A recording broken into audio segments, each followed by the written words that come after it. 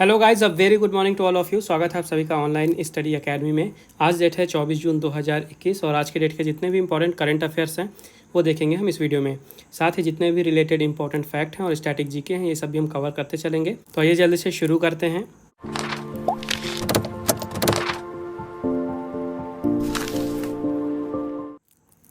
तो आज का पहला क्वेश्चन है, on which of the following date International Olympic Day is observed. निम्नलिखित में से किस तारीख को अंतर्राष्ट्रीय ओलंपिक दिवस मनाया जाता है। तो हर साल 23 जून को मनाया जाता है इंटरनेशनल ओलंपिक डे, यानी कि अंतर्राष्ट्रीय ओलंपिक दिवस। याद रखिएगा 23 जून को। इस साल के लिए थीम रखी गई है stay healthy, stay strong, stay active with the hashtag Olympic day workout on 23 जून। ये इतनी लंबी थीम है बट आपको याद रखनी है। और ये दिन मनाया क्यों जाता है, तो ज़्यादा से ज़्यादा लोगों को इनकरेज करने के लिए, प्रोत्साहित करने के लिए कि ओलंपिक गेम्स में पार्टिसिपेट करें। इसके अलावा जो ओलंपिक मूवमेंट है उसको प्रमोट करने के लिए और उसके बारे में लोगों को जागरूक करने के लिए ये दिन मनाया जाता है। इस दिन की स्थापना की गई थी इंटरनेशनल ओलंपिक कमेटी के द्वारा और एक्चुअली में 23 जून 1894 में इंटरनेशनल ओलंपिक कमेटी की जो है तो स्थापना की गई थी। और इसी के एनिवर्सरी के रूप में, इसी की याद में हर साल 1948 से लेके अब तक मनाया जाता है 23 जून को इंटरनेशनल ओलंपिक डे। यानी सीधी सी बात है कि सबसे पहली बार इस दिन को मनाया गया था 1948 में। इंटरनेशनल ओलंपिक कमेटी का हेडक्वार्टर है स्विट्जरलैंड के लॉजान में। प्रेसिडेंट हैं थॉमस बैक और इसकी स्थापना हुई थी पेरिस में 1894 में। अगला क्वेश्चन है, on which of the following date United Nations Public Service Day is observed. निम्नलिखित में से किस तारीख को संयुक्त राष्ट्र लोक सेवा दिवस मनाया जाता है। तो ये दिन भी मनाया जाता है 23 जून को। याद रखिएगा हर साल 23 जून को मनाया जाता है United Nations Public Service Day. इस साल इसके लिए थीम रखी गई है innovating the future public services, new government models for a new era to reach the sustainable development goals. ठीक है, ये थीम आपको याद रखनी है।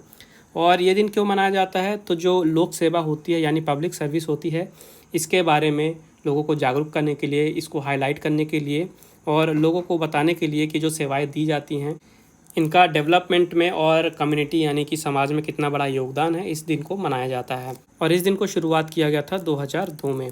इसके अलावा एक चीज़ और याद रखिएगा कि 23 जून को ही इंटरनेशनल विडोज़ डे मनाया जाता है। और ये दिन क्यों मनाया जाता है, तो जो विडोज़ होती हैं उनके अधिकारों की रक्षा के लिए और उनको सपोर्ट प्रदान करने के लिए ये दिन मनाया जाता है 23 जून को इंटरनेशनल विडोज़ डे। तो इस दिन की शुरुआत की गई थी लुम्बा फाउंडेशन के द्वारा 2005 में। तो ये 3 इंपॉर्टेंट डेज आपको भी याद रखने हैं 23 जून के। आगे बढ़ते हैं। अगला क्वेश्चन है, which state has stopped in new job creation under IBPS scheme.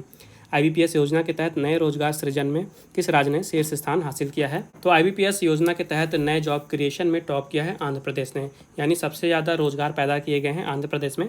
और ध्यान दीजिएगा ये जो IBPS है ये आपका बैंकिंग एग्ज़ाम वाला IBPS नहीं है। ये जो IBPS है इसका मतलब है India business process outsourcing promotion. ठीक है, तो इस IBPS स्कीम के अंडर में आंध्र प्रदेश ने टोटल 12,234 नई जॉब क्रिएट की हैं, लोगों को रोजगार दिया है। इस कारण से आंध्र प्रदेश ने टॉप किया इस लिस्ट में। दूसरे नंबर पर रहा है तमिलनाडु, जिसने 9,401 जॉब क्रिएट की हैं। और जो बाकी की जॉब्स हैं ये पंजाब, उड़ीसा, महाराष्ट्र और जो अदर स्टेट्स हैं उनके द्वारा क्रिएट की गई हैं। तो आंध्र प्रदेश की बात करते हैं तो ध्यान दीजिएगा जो कैपिटल की बात आती है आंध्र प्रदेश की, तो 3 कैपिटल हो गई हैं अब आंध्र प्रदेश की। लेजिस्लेटिव कैपिटल है अमरावती, एग्जीक्यूटिव कैपिटल है विशाखापट्टनम और जुडिशियल कैपिटल है करनूल। यहाँ के चीफ मिनिस्टर हैं YS जगनमोहन रेड्डी और गवर्नर हैं विश्वभूषण हरिचंदन। अगला क्वेश्चन है, which state government has relaunched कृषक बंधु स्कीम। किस राज्य सरकार ने कृषक बंधु योजना को फिर से शुरू किया है। तो अभी हाल ही में पश्चिम बंगाल सरकार ने यानी वेस्ट बंगाल गवर्नमेंट ने कृषक बंधु योजना को फिर से शुरू किया है। तो जो पहले स्कीम थी कृषक बंधु, यहाँ पे जो वहाँ वेस्ट बंगाल में फार्मर्स हैं उनको 5,000 रुपये तक का आर्थिक सहायता दिया जाता था सरकार की तरफ से। और अभी इसे हाल ही में दोबारा से लॉन्च किया गया है।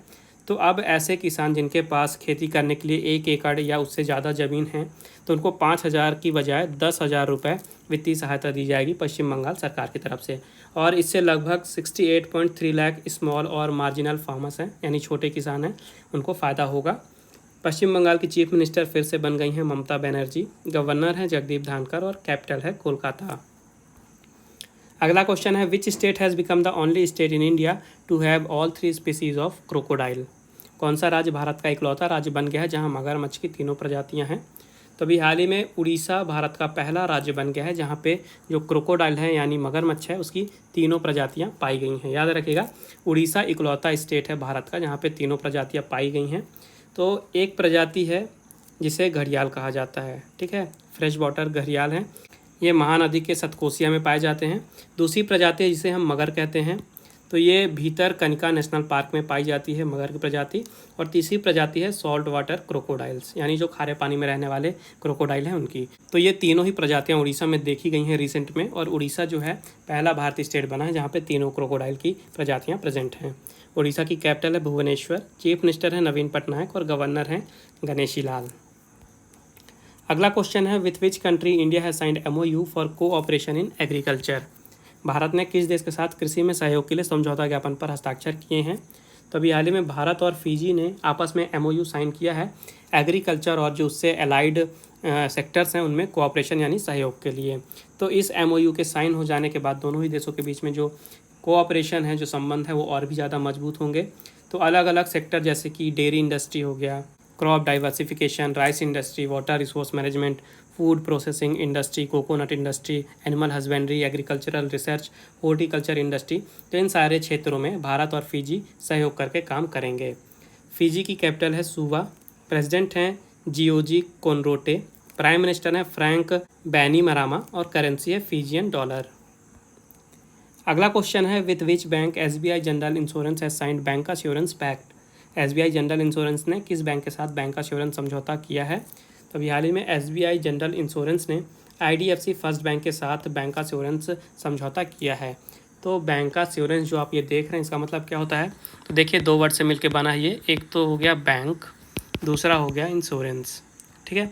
तो जब भी कोई इंश्योरेंस वाली कंपनी बैंक के साथ टाई अप करती है अपने प्रोडक्ट्स बैंक के कस्टमर को बेचने के लिए, तो उस समझौते को बैंक का एश्योरेंस कहा जाता है। तो अभी हाल ही में SBI जनरल इंश्योरेंस ने IDFC फर्स्ट बैंक के साथ समझौते पर हस्ताक्षर किए हैं, और जो IDFC के कस्टमर हैं उनको अब SBI जनरल इंश्योरेंस अपने प्रोडक्ट्स बेच सकती है इंश्योरेंस से रिलेटेड। IDFC फर्स्ट बैंक के CEO हैं V वैद्यनाथन, जिनको अभी हाल ही में रीअपॉइंट किया गया है, तो ये नाम याद रखिएगा। हेडक्वार्टर है मुंबई में और इसकी स्थापना हुई थी 2015 में। और जो SBI जनरल इंश्योरेंस है इसका हेडक्वार्टर है मुंबई में। MD और CEO हैं PC कंडपाल, और इसकी टैगलाइन है सुरक्षा और भरोसा दोनों। अगला क्वेश्चन है, which ship has been adjudged as best ship of Eastern Fleet. किस जहाज को पूर्वी बेड़े का सर्वश्रेष्ठ जहाज घोषित किया गया है। तो अभी हाल ही में INS सह्याद्री को पूर्वी बेड़े का सर्वश्रेष्ठ जहाज घोषित किया गया है। तो अभी हाल ही में फ्लीट अवार्ड फंक्शन हुआ था 2021 का, और वहीं पे INS सह्याद्री को पूर्वी बेड़े का सर्वश्रेष्ठ जहाज यानी कि best ship of Eastern fleet के रूप में अवार्ड दिया गया है। इसके अलावा INS कमोरता को मोस्ट स्पिरिटेड शिप का अवार्ड दिया गया है, और INS किल्टन और उसके साथ ही INS खुखरी को बेस्ट कॉर्वेट ट्रॉफी दी गई है, कॉर्वेट या सिमिलर क्लास की कैटेगरी में। अगला क्वेश्चन है, who has been appointed as the next ambassador of India to Iraq. Iraq में भारत के अगले राजदूत के रूप में किसे नियुक्त किया गया है। तो अभी हाल ही में एल प्रशांत पीसे जी को नियुक्त कर दिया गया है इराक में भारत के अगले एम्बेसडर यानी कि राजदूत के रूप में। तो याद रखिएगा एल प्रशांत पीसे अब इराक में भारत के अगले एम्बेसडर होंगे। इराक की बात करते हैं तो यहाँ की कैपिटल है बगदाद, करेंसी है ईरानी दिनार, प्रेसिडेंट हैं बहराम सालिह और प्राइम मिनिस्टर है Mustafa Al Kadhimi. Next question है, who has been named ambassador of forest frontline heroes at WWF India. WWF India में फॉरेस्ट फ्रंटलाइन हीरोज़ का एम्बेसडर किसे नामित किया गया है।